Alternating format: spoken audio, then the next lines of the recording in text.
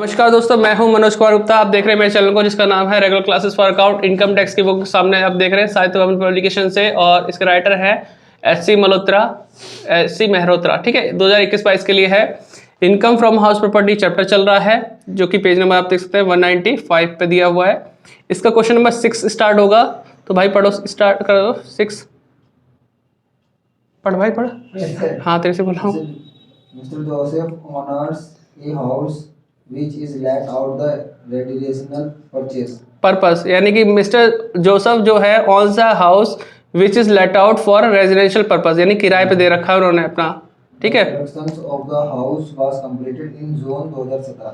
ये जो कंप्लीट हुआ मकान कब कंप्लीट हुआ था? जून 2017। डेट को याद रखना आगे। The annual letting value of the house 96,000. ये एनुअल लेटिंग वैल्यू पिछले क्वेश्चन में मिली थी, इस बार भी मिल गई। ठीक है, तो ये 96,000 दे रखा है। अब आगे देखते हैं। Municipal taxes paid 20,000. He spent 24,000 रुपये on white washing. ठीक है, on 1 अप्रैल 2015 बोरो, इसे अंडरलाइन कर लेना। He had borrow 30,000 on pronote at 12%। हाँ, 12% interest and spend it honours constructions of the house. मतलब इसका मतलब समझो, उन्होंने 1 अप्रैल 2015 को उधार लिया। कितने का उधार लिया? 30,000 का। एक तरह से लोन ले लिया प्रोनोट पे। कितने परसेंट? 12% इंटरेस्ट पे। और सारा सारा खर्चा कहाँ कर दिया इसने? मकान के ऊपर खर्च कर दिया। आगे अभी तक कोई भी पेमेंट नहीं हुई लोन के चक्कर में। आगे ये जो पॉइंट है ना, सैलरी कमाई, तो ये सैलरी वाले चैप्टर से भी रिलेटेड हो गया क्वेश्चन हमारा, कि हाउस प्रॉपर्टी से भी रिलेटेड है और सैलरी से भी रिलेटेड है। आगे लिखा है, इसे पेज पढ़ लेते हैं। आपकी फोटो चेंज करो उसमें, कि ऑफिस जाने के लिए क्या इस्तेमाल करता है? स्कूटर। एक मिनट से सही कर ले। बोलो। To the office, to office and spend for petrol etc on average. 1,000 रुपये पर मंथ। मतलब पेट्रोल पे खर्चा कर रहा है 1,000 रुपये का। सोच रहा है कि इस पे भी कुछ हमें रियायत मिल जाए। Compute his income from house properties and also his total income for the month year 2021-2022। हाँ, तो हमें हाउस प्रॉपर्टी की इनकम निकालनी है और ऑल्सो क्या क्या करना है, हमें टोटल इनकम भी निकालना है। तो दो तरह से कमाई हो रही है, एक तो सैलरी से कमाई हो रही है, एक हाउस प्रॉपर्टी से कमाई हो रही है। तो दोनों को जोड़ के टोटल इनकम निकाल लेंगे हम लोग। बाकी हमें कुछ और ये हिंट विंट दे रखा है, ये बाद में पढ़ लेना कैसे कैसे यूज़ हुआ। जब क्वेश्चन समझ में आए तो वैसे समझ में आ जाएगा आपको। तो इसमें सीखने के लिए बहुत कुछ है। ये क्वेश्चन इंपॉर्टेंट की कैटेगरी में आता है और पेपर में भी आने के पूरे पूरे चांस है। और शायद तुम्हारी बुक में ये क्वेश्चन होगा, लेकिन किसी और नाम से होगा, लेकिन होगा जरूर। तो क्वेश्चन नंबर 6 से स्टार्ट करेंगे।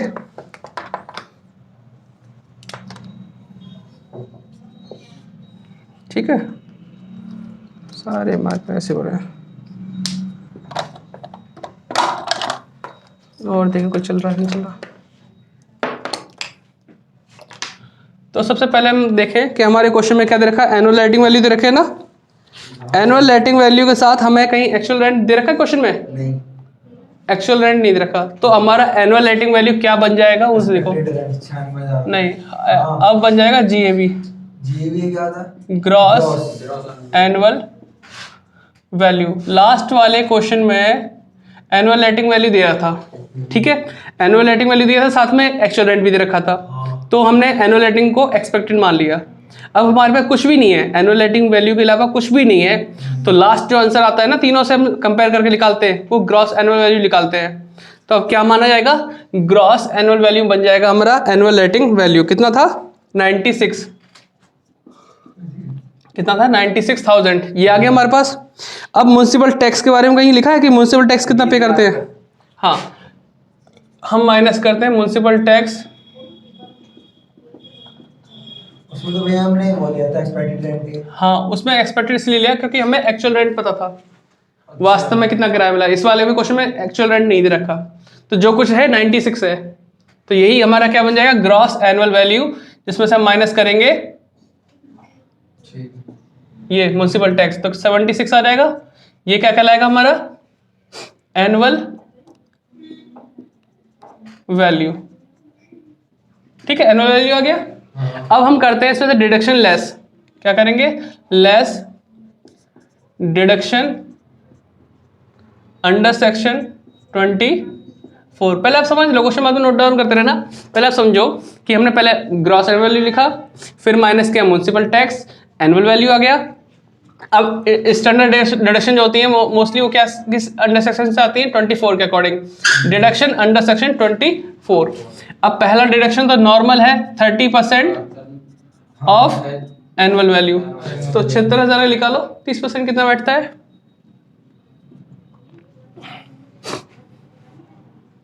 22,800। इतना आ गया हमारे पास 22,800। लेकिन हमारा क्वेश्चन इंपॉर्टेंट क्यों बनता है, क्वेश्चन इसलिए इंपॉर्टेंट बनता है क्योंकि हमारे पास यहाँ पे लोन के बारे में जानकारी है, कब लोन लिया, कब मकान कंप्लीट हुआ, कितने % इंटरेस्ट पे लोन लिया है। तो यहाँ पे 2 पॉइंट लिखे जाएंगे। यहाँ सेकंड पॉइंट में क्या आएगा, 2 पॉइंट आएगा, ए और फिर बी। ठीक है, अभी आप देखते रहना, लिखना नहीं। Interest on loan to PY, ये किसके लिए, PY प्रीवियस ईयर के लिए। यहां लिखते हैं इंटरेस्ट ऑन लोन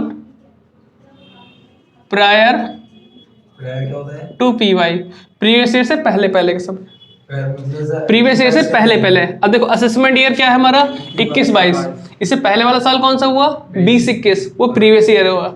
उस 20-21 से पहले का समय जो होगा वो प्रायर टू PY होगा। ठीक है, 2 लाइन लिख दी हमने। अब इनको सॉल्व करना है, साइड में चलते हैं, क्योंकि बच्चे बहुत कमेंट करते हैं कि लोन का हमें समझ नहीं आया, फिर से समझाओ। तो उसके लिए ये है, ध्यान से 6 क्वेश्चन पिछली वाली ईयर की बुक में भी है, ये क्वेश्चन कराया है, यहाँ भी समझने की कोशिश करना, बस ध्यान से देखना। जल्दबाजी में अगर वीडियो देखोगे, स्किप कर दोगे तो सब भूल जाओगे। तो अगर समझ में आए तो वीडियो भी जरूर देखना अपनी। अब देखो इसको करते कैसे है, हमने लोन लिया, अपने बुक क्वेश्चन में ध्यान देना, हमने लोन लिया 1 अप्रैल 2015 को। तो हम यहाँ पे डेट डालेंगे जिस दिन लोन लिया, 1 अप्रैल 2015। ठीक है, कितने का लोन यहाँ लोन लिया था, और हमारा मकान कंप्लीट कब हुआ, जून 2017। ध्यान से देखना बेटा, इस तारीख को, हेलो, इस तारीख को हमने लोन लिया, इस तारीख को मकान कंप्लीट हुआ। इस डेट से पहले 31 मार्च कौन से सन में आएगा, 16 में।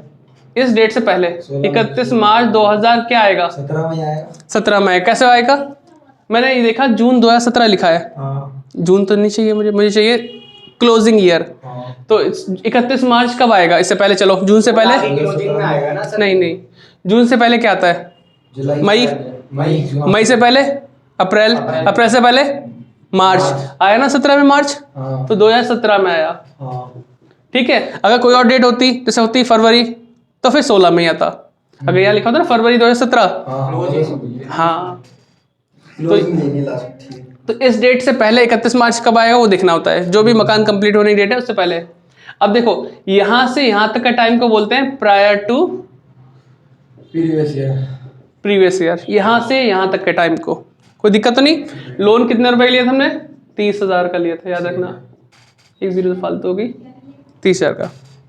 यहां साइड में लिखूंगा PY मतलब प्रीवियस ईयर। असेसमेंट ईयर दिख रहा है 21-22 है, इससे पहले साल क्या कहलाएगा, 20-21, 2020 और 21, ये PY हो गया। हमने लोन लिया था कितना, 30,000 का, कोई पेमेंट तो नहीं की अब तक, यहां से लेकर यहां तक में कोई पेमेंट तो नहीं हुई लोन में, तो अब भी लोन कितने का है, 30,000 का। 30,000 पे कितना परसेंट, 12%। कितना इंटरेस्ट बना, 3600। देखिए वीडियो में दिख रहा है 3600, ठीक है, यहाँ लिखा हुआ दिख रहा है ना, मैं कुछ लिख पा रहा हूँ, पहले छोटा छोटा होगा लेकिन दिख रहा होगा, हिले मत हिले मत, ठीक है, नहीं दिख रहा, ये दिख रहा है, नहीं 2 लग रहा है वो। चलो फिर से देखते हैं, थोड़ा पढ़ेंगे, 30,000 इंटू 12 अपॉन 100 करा, 3600 रुपये इंटरेस्ट आ गया। ठीक है, इतना क्लियर है। तो 3600 मेरा प्रीवियस ईयर का इंटरेस्ट हो गया। अब मुझे समस्या ये है कि प्रायर टू PY के लिए कितना समय हुआ, सोचना। हाँ, 2 साल तो है। बहुत अच्छी बात, यहाँ से आपने यहाँ तक का 2 साल गिन लिया, क्योंकि 15 ये है, 17 ये है, ये 1 अप्रैल है, ये 31 मार्च है, सीधे सीधे है, लेकिन मैं थोड़ा अलग घुमा के कर रहा हूँ। अगर ये 1 अप्रैल नहीं होता, होता 1 जून, 1 जुलाई, 1 अगस्त, सितंबर, तो फिर 2 साल के आसपास से कम ज़्यादा कुछ होते हैं, है ना। हाँ, तो उसके लिए क्या होता है, ये 2015 वाला साल है, अप्रैल यहाँ लिखा हुआ है, दिसंबर तक गिनेंगे तो कितने महीने बैठेंगे? दिसंबर तक गिनेंगे तो 9। 9। अप्रैल भी गिनेंगे ना, अप्रैल मई जून जुलाई अगस्त सितंबर। हाँ, तो हम इस तरीके से टुकड़ों में गिनेंगे कैलेंडर ईयर के हिसाब से। 2015 में वैसे सीधे सीधे 2 साल निकल रहे हैं, लेकिन अगर डेट अलग हो जाए फिर 2 साल आप नहीं गिन सकते। ठीक है।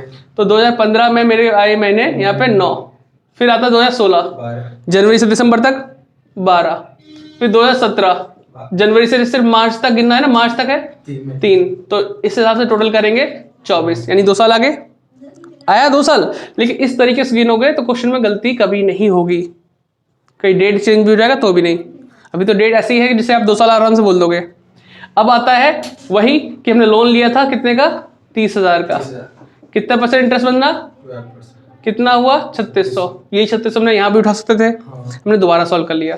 3600 इंटरेस्ट 1 साल का है, कितने साल का है, 1 साल। हाँ, तो इसको डिवाइड करें 12 से तो कितने दिन का हो गया, ये 1 महीने का हो गया। इनटू कितने महीने थे यहाँ पे, 24 महीने। अब ये 24 महीने का इंटरेस्ट बन गया, इनटू 1/5, ये नियम है। ये क्या है, रूल है कि इंटरेस्ट जो पहले का होता है ना, प्रायर टू प्रीवियस ईयर, वो पूरा माफ नहीं होता, 1/5 के अकॉर्डिंग होता है। कितना होता है, 1/5 के बराबर। तो पहले इंटरेस्ट या तो ये उठा लो या फिर दोबारा सॉल्व कर लो। 3600 आया, डिवाइड 12 किया, 1 महीने का इंटरेस्ट आ गया। यहाँ पे कितने महीने लिखे हैं, 24 या 25, कुछ भी लिखा होता उससे मल्टीप्लाई करते, फिर 1/5 करते। बताओ कितना आएगा, 7200 को डिवाइड करो 5 से, 1440। 1440 तो नहीं है बेटा, देखियो।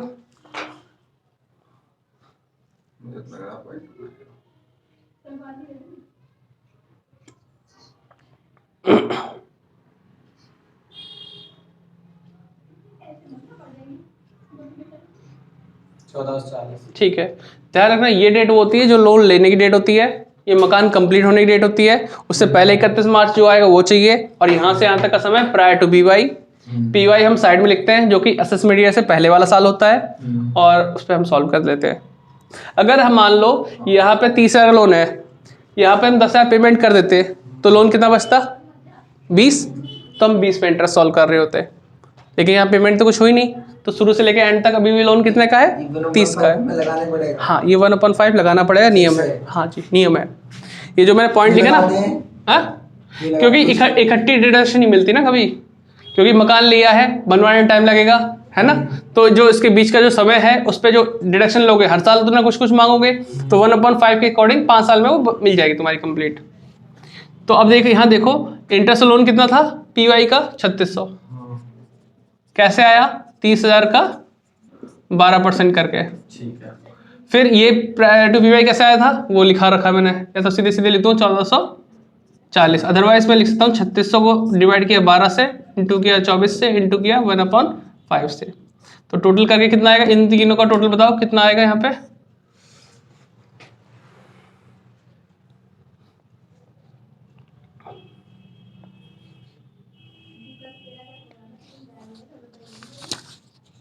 और छुट्टी बंधवा रही है ना अभी फिलहाल, इंपॉर्टेंट चीज चल रही है।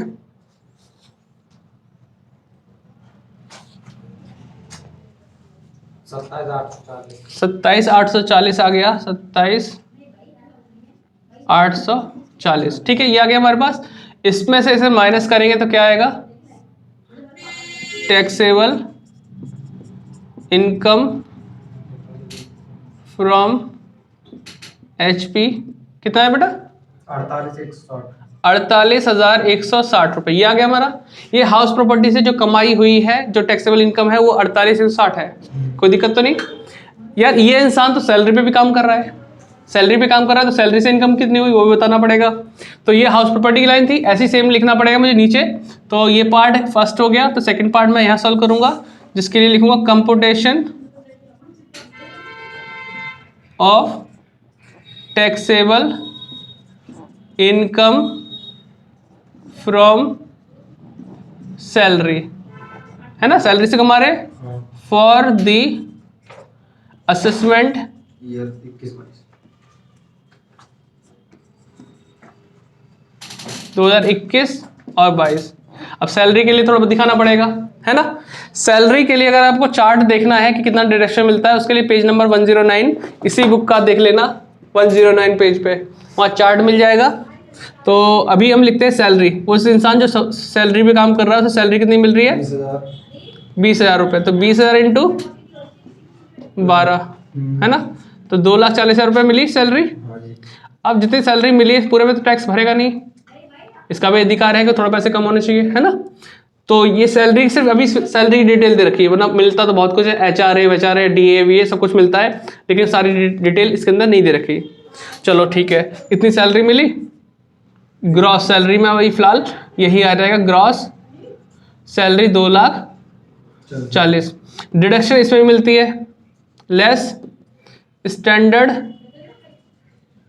डिडक्शन, जो कि हमारा कितना होगा, इसमें 50,000 डिडक्शन मिलता है, जो सबको है, हर एम्प्लॉय को अब दे रखा है कि 50,000 तक का डिडक्शन आपको मिल जाएगा। पहले ही 40,000 होता था, फिर 50 कर दिया, लेकिन ये जो आंसर है इस बुक में वो गलत दे रखा है, वो 40,000 माइनस कर रखा है, तो आंसर सही नहीं दे रखा।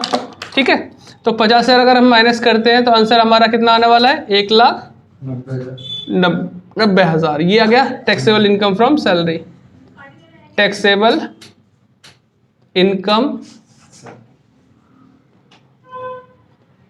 इनकम फ्रॉम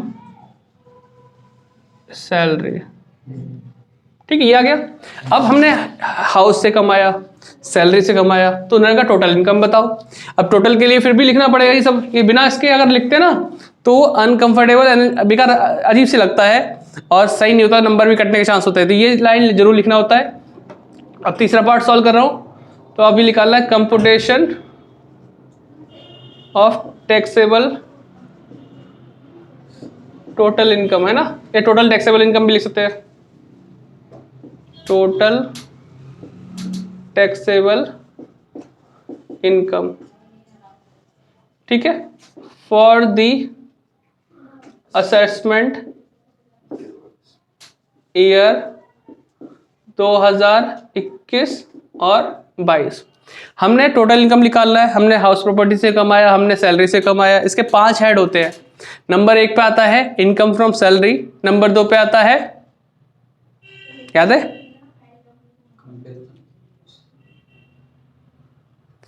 नंबर 2 पे आप लिख सकते हैं इनकम फ्रॉम हाउस प्रॉपर्टी, फिर PGBP आ जाता है, कैपिटल गेन आ जाता है, फिर अदर सोर्सेस आ जाता है। ये 5 हेड से कमाई होती है हमारी। 5 हेड में से अभी 2 हेड हमारे सामने है, एक तो हाउस प्रॉपर्टी, एक सैलरी। तो पहले नंबर पे क्या है? Income from salary. सैलरी पहले नंबर पे है, तो इसमें लिख देते हैं इनकम फ्रॉम, तो इसी को प्रेफरेंस देंगे, पहले सैलरी से कमाए 1,90,000। फिर number 2 income from house property, कितना कमाया हमने? 48,160। ठीक है, 48,60। अब इसे जोड़ लेंगे तो 2,38,160 आ जाएगा। ठीक है, ये है टोटल टैक्सेबल इनकम। अब देखो हमारे आंसर में ये आंसर तो सही दे रखा है, लेकिन सैलरी से कमाई 2 लाख दिखा रखी है, मतलब उन्होंने 40,000 घटा रखे हैं, तभी तो 2 लाख आए हैं, तो वो उनकी गलती है। ठीक है, उन्होंने पिछले साल की बुक में तो सही दे रखा था, इस साल की बुक में गलत दे रखा, पता नहीं क्यों दे रखा है। तो आप इसे नोट डाउन कर लो। 6 इंपॉर्टेंट क्वेश्चन की कैटेगरी में है, इंपॉर्टेंट लगा देना, ये क्वेश्चन रिपीटेड हो सकते हैं। हाँ जी, ये क्वेश्चन हो गया। स्पेंड दे रखा था 1,000 पर मंथ। हाँ, जो पेट्रोल का चक्कर है, पेट्रोल का कोई इसमें नहीं मिलता, वो पर्सनल खर्चा आपका सैलरी से डिडक्शन उसकी नहीं मिलेगी, कुछ भी नहीं मिलेगा ना, माफ भी नहीं हो तो। ठीक है, ऐसे हाँ फालतू दे रखा है, तो आप इसे नोट डाउन कर लेना बेटा। और बुक वगैरह खरीदनी हो, और अगर तुम्हें सॉल्यूशन वगैरह चाहिए हो, ऐसी जगह हो जहाँ पे सॉल्यूशन नहीं मिल पा रहा है या फिर वीडियो नहीं मिल पा रही, तो आप उसको खरीद सकते हैं, पढ़ाई कर सकते हैं। उसके लिए डिस्क्रिप्शन में लिंक है, चेक कर लेना। Okay, bye bye.